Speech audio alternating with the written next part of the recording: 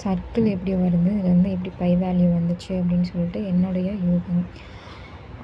இந்த பக்கம் ஒரு ஒரு ஸ்ட்ரைட் கோடு எடுத்துகிட்டு அதை வந்து 2ஆக பாதியாக பிரிக்கிறோம்.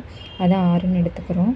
இந்த 6 ஆறு ஆறு ஆறு ஆறு ரேடியஸாக நம்ம பிரிக்கிறோம். 1 2 3 4 இந்த இடத்துல இந்த பாயிண்ட்லேருந்து ஒவ்வொரு பாயிண்ட்டாக நம்ம எடுத்துக்கிறோம். காம்பஸ் வச்சு எடுத்தோம்னா ஒவ்வொரு வில்லாக போகும். வெட்டுற இடத்த வந்து பாயிண்ட் பண்ணி இந்த பாயிண்டெல்லாம் நம்ம சேர்த்தோன்னா நம்மளுக்கு சர்க்கிள்ன்றது கிடைக்குமா.